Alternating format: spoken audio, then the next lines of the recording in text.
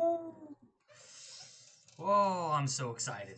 I am so excited for this card.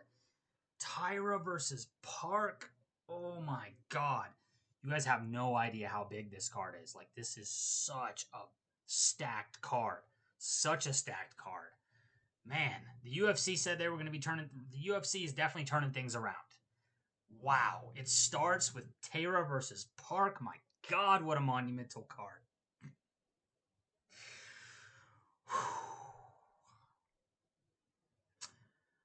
All right, but on a serious note, look, this is another typical Apex card. We got 2 weeks in a row of this. Very hard to be a hardcore UFC fan in 2025. Big stuff coming up in October, obviously. A lot of good fights then. Some decent stuff in September, but right now, in 2025, we got Taira versus Park.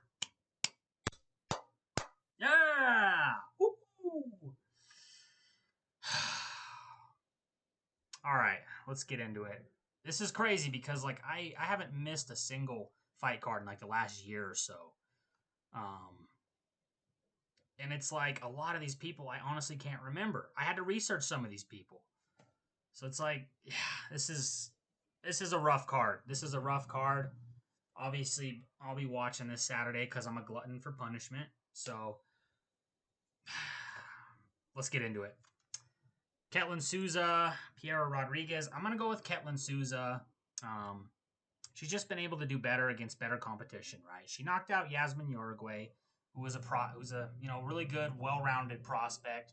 A lot of people were talking about her. She had a lot of hype on her. Ketlin was able to knock her out. In her last fight, went to a split decision with Angela Hill. So I think she does better when she's had that chance to like fight ranked fighters or other prospects, and she's been able to go to pretty competitive fights. I know she lost against Hill, but still had a competitive split decision loss. Whereas Piera Rodriguez fought like Jillian Robertson, that was her chance to like get into the rankings, and she got dominated, right? So Piera Rodriguez isn't bad, but I just think Ketlin Souza is the better fighter here, more experience. I mean, I just think this will be, a walk in the park for her. So Ketlin Souza, let's go. Let's go knockout round two. All right, moving on up. Rafael Estevam. And I'm going to go through some of these quicker because like a lot of these fights is just like I just don't think they deserve a deep analysis, right? They're just not particularly exciting. I'm not saying these guys aren't good. I mean, I watch cards like this all the time. There's a lot of guys who surprise me, but I don't know, man. On this card, I do recall seeing a lot of these guys' fights. I've seen some of their highlights. I don't know. But in this fight, Rafael Estevam versus Philippe Boons. I'm going to go with Rafael Estevam.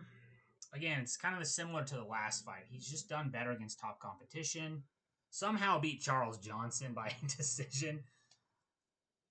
Bit of a robbery there, but I mean, if you're like close enough, have a close enough fight with Charles Johnson, who was a ranked fighter at one point, a guy who knocked out Joshua Van, I think that's decent, right, in terms of experience. Whereas Philippe Boons, hasn't really done much in the UFC. I know he lost to Josh Van in his debut. That's just tough. That's a tough break getting that guy in your debut. But yeah, I mean, I think Estevam will get the job done. I think I think he'll have the grappling edge here. I think he's more well rounded, and I think I'm gonna get Rafael Estevam by decision here. Austin Bashi versus Bashi, however you say it, versus John Giannis. I'm going to go with Austin Bashi. Dude, this is another guy, John Giannis. I had to look him up on the regional scene, and it's just like, dude, he's got losses on the regional scene. He's been dominated on the regional scene. I watched like one of his more recent ones, like from a year ago in like Fury something. I can't remember what the organization's name was. Um, Dude, he just doesn't do much on the feet. He just kind of pitter pats around. It looked like he had okay defense when the guy like shot a couple takedowns on him. Its counter wrestling looked pretty good, but it's just so hard to base that off of like off the UFC level. He hasn't fought anybody anywhere near UFC level. I don't see anything with John Giannis that makes him stand out. I mean, I don't think he's that much of a threat on the feet. He just pitter pats. I don't think his wrestling is all that dominating or good. I don't see it. I don't know why this guy's in the UFC.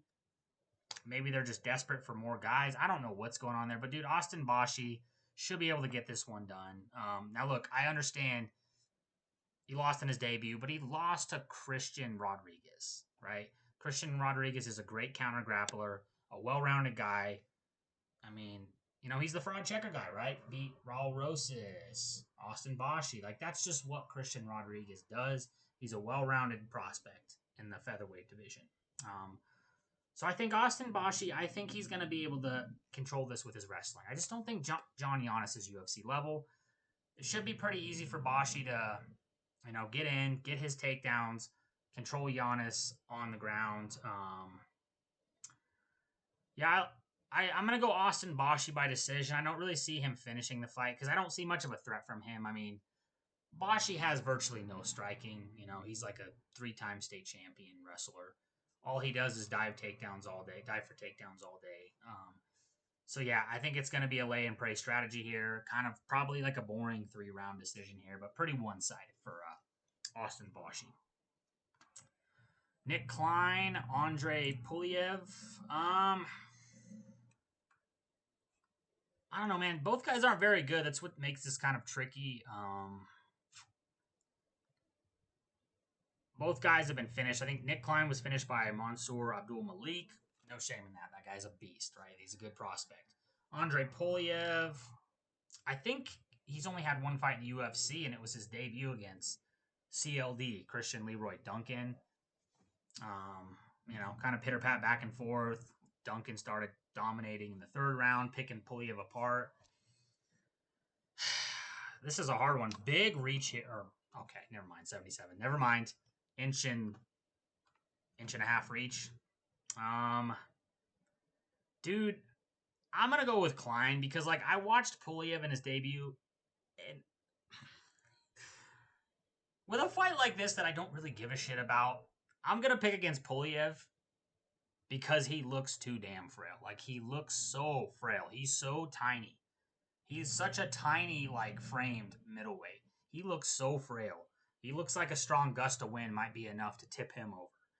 So that's why I'm going to go with Klein. All right? There's no analysis needed. Klein actually rocked Mansour Abdul Malik. I think it was on the Contender Series. He dropped him with a punch. Wasn't able to get the job done. Mansour Abdul Malik came back. And, you know, the rest is history. I'm going to pick Nick Klein to take out Andre Frail Puliev. Let's go 3rd round TKO. All right. Rodolfo Vieira, Tresean Gore. I'm going to go Rodolfo Vieira. I know Tresean Gore is dangerous in certain areas, like the guillotine. He's a well-rounded guy.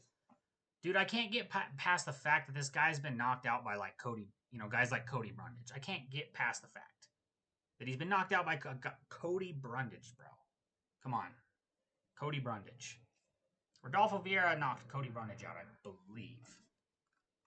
Hold on. Let me pull this up. Let me pull this up. I believe Rodolfo Vieira knocked out Cody Brundage. Or he submitted him. No, he submitted him. What the hell is going on here? What is going on here? Hello? Hello? Okay, well, anyway, I'm going to go with Rodolfo Vieira. Kind of same as many of these other fights, dude. He's just been against better competition. He's been able to perform against better competition. He's more well-rounded. You're not going to submit Rodolfo Vieira on the ground. He's got great jiu-jitsu.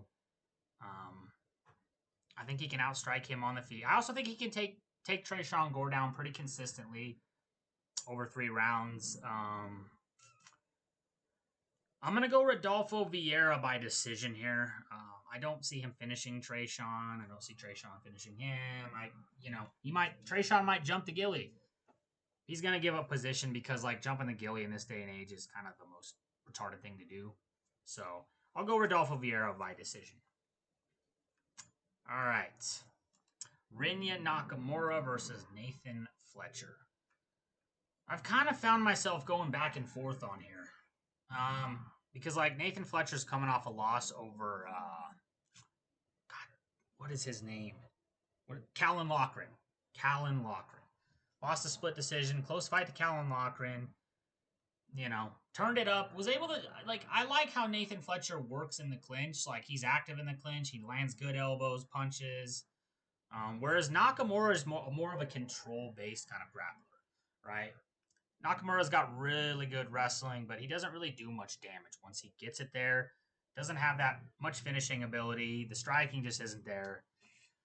This is a hard one because, like, I could see Nathan Fletcher, like, maybe putting this guy away late. Like, I definitely think Nakamura is going to have that grappling advantage early. Like, I don't like how Nathan Fletcher gives up positions in scrambles and takedowns, dude. I just, like, I think he has shit takedown defense. I really do. Like, Loughran was able to, like, out-scramble him, outwork him in the grappling, which worries me in a fight like this because Nakamura is 10 times the grappler that Callan Loughran is, right? This guy comes from a good freestyle wrestling background, right? Dominant wrestling. So this is a tough one, man. Like, I can see Nathan Fletcher coming up short this time again to Nakamura.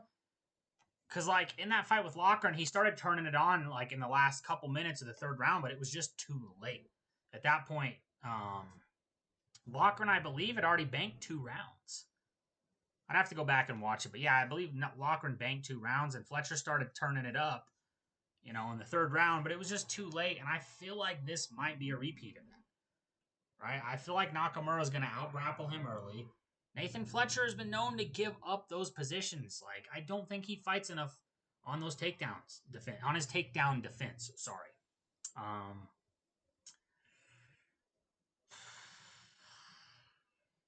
I'm going to go with...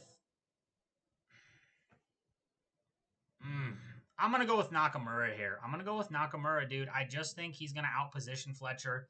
I think he's going to be able to get some key takedowns. Like... And yeah, I mean, I could see kind of a replica of, like, that Callan Loughran fight. Randy's going to out-grapple him early. Then in the third, it's going to be too late. Nathan's going to start picking him apart. But, you know, Nakamura's going to survive, get a decision. So, I'll go Nakamura by decision in this. I just think he's... Man, I don't know, man. After seeing Fletcher, like, Nathan Fletcher give up those positions to Callan Loughran, who I don't think is really a wrestler... Like, he was able to take him down. He was able to control him in that fight quite often. I don't see any reason why Rinya Nakamura can't control this guy on the ground and just kind of stall out a boring 3-round decision. So that's what we'll go with for Nakamura. Danny Silva versus Kevin Vallejos. Danny Silva's a pretty good striker. But, like, he's kind of like the guy I had mentioned earlier. What the hell? Whatever his name was. John something. We'll just say John Smith for now. He's kind of like that guy from the regional scene. He kind of just pitter-pats, dude. There's no real danger from Danny Silva. There's all the danger with Kevin Vallejos. This guy puts people to sleep. Really hyped up prospect. You know, a style like Danny Silva's where he's kind of like pitter-patting, popping the jab, you know, not landing really heavy, damaging shots that, you know, have to get Kevin's respect. I think it just bodes well for a really bad night for Danny Silva. Because, like, Kevin Vallejos, like, until someone can hurt him on the feet, you're not going to have his respect. He's going to walk you down. He's going to hurt you with his power. So, I'm going to go Kevin Vallejos. We'll say... Danny's tough, man. I know he's tough. He's technical on the feet. I'm going to say second round KO, though, for Vallejos. I think he'll find it eventually. It's only a matter of time with this guy. He does have solid striking, dangerous power. So, round 2, Kevin Vallejos, knockout. Neil Magny, Elizeu Zaleski Dos Santos. We're going to go with Dos Santos. I can't get behind Neil. I can't get behind Neil Magny anymore as a fighter. Like, I can't pick him to win. Pause. Get behind. Pause on that one. Look, I can't pick Neil Magny to win anymore. Like, dude, I'm like seeing this guy. I mean, look, he's lost to legit guys like Ian Gary, Michael Morales, Carlos Prates. Like, these guys are putting him out, though. Like, he used to lose decisions and things like that. Like, he lost a decision to like, God, Gilbert Burns. I wanted to say Kevin Burns. I don't know why. He lost to Gilbert Burns a few years ago. Like, that's when he was still losing decisions and able to survive. It's like, now he's getting flatlined. And, like, dude, he was getting dominated by Mike Malott, who I don't rate super highly. And eventually came back and won that fight late. Dos Santos, though, he's not a guy who's going to get a lead on you and then fumble the bag, right? Like, he's a seasoned vet. He's been in the UFC a long time.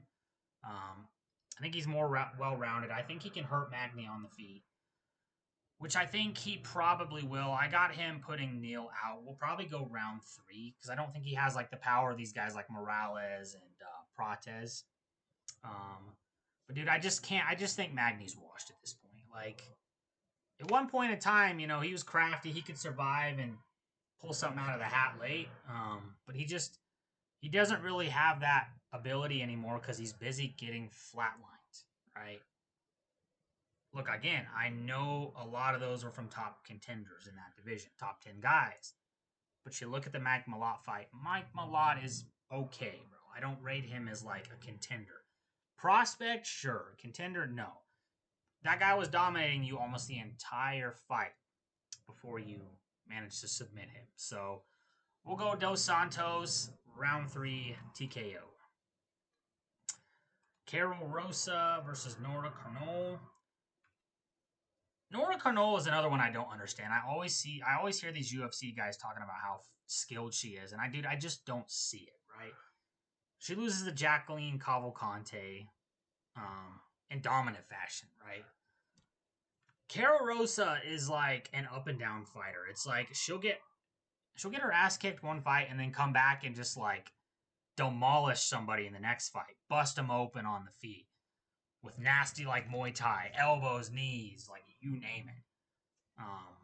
So it's like I wish she was more consistent, but I'm gonna pick Carol Rosa in this fight regardless.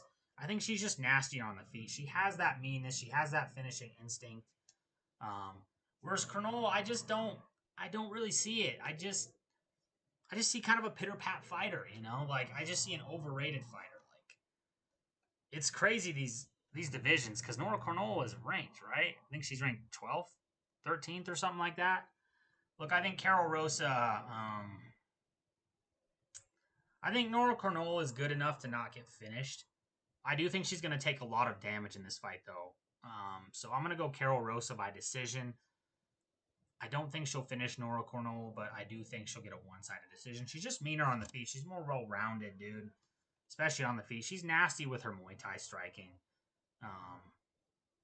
So let's hope she's on in this fight and I'm right.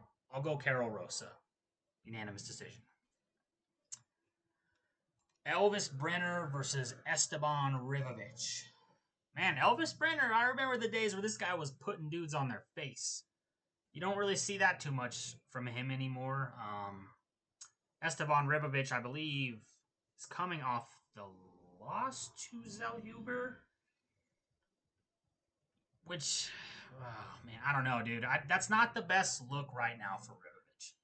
Because as we all saw, Zellhuber went on to get masterclassed by Michael Unk Johnson in a 3-rounder, right? Dude, I gotta go Ribovic though, man. Like, crazy cardio, throws a lot of strikes every single fight, goes to war. I think he's slick on the feet, dude. I think he's really well-rounded. I'm almost surprised he lost to Zellhuber. I just think he's better than Zellhuber, but, you know, it is what it is. That was like a fight of the year contender. Great fight. The guy just, he throws crazy amounts of volume, man. And, like, in a fight like this where Elvis Brenner just doesn't seem to be the same anymore, I think that's going to pay dividends. Again, this is going to be another decision, I think, dude. A lot of decisions on this card. I think Elvis Brenner's tough. I don't think he's going to get finished. I just think Ribovic is going to put the volume on him. Obviously, in this kind of a fight, the guy who has the more volume Guy who has more output is going to win this fight. I think he's going to land a lot more. Actually, you know what? I'm gonna go Revovich round 3 TKO. I think the volume will eventually get to Elvis Brenner, and I think he can put him away late. Whew. Woo! What a card. All right. Co-main event 2025 UFC Apex.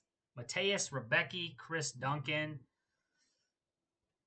So Chris Duncan, he's coming off the win over Vucinic. Obviously did his thing in that fight. I think that was decision, right? Yeah, he got coming off a decision over Vucinic. It is what it is. Like, Chris Duncan loves playing spoiler, right? He's almost always the underdog and somehow manages to get it done.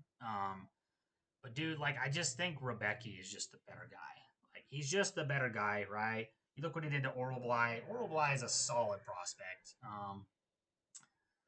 I just think Rebecki is a bit better everywhere, right? Like, on the feet, on the ground. I swear to God, I want to pick decisions in all of these fights. I swear to God, because I could see this going to decision. Like, because you look at what Rebecki did to, like, Oral Bly, and he still couldn't finish him. He still couldn't finish Oral Bly in that fight. So I'm gonna go Rebecki. I'm gonna go Rebecki by decision. I think you know. I think the underdog wins in for Chris Duncan here. I think that train's it's reaching into the tracks for Chris Duncan. I just don't think he's gonna be able to pull this one off, man. You know, I know he's an underdog. He's been able to pull off a lot of good victories, but like I just think this is where the buck stops with Rebecki. Rebecki's legit. Why is he overweight? 160. Oh my God, I hate people that miss. There's got to be a reason for this. I hate people that miss weight. I always pick them to lose when they miss weight because it's cheating. You know, it's cheating, and these guys don't get any repercussions except giving some of their purse away. What, 20%, dude? Come on. Come on. I'm still going to go with Rebecki, though, because I don't know the whole story about why he weighs 160 pounds. But yeah, we'll go Rebecki by decision for the co-main. Main event.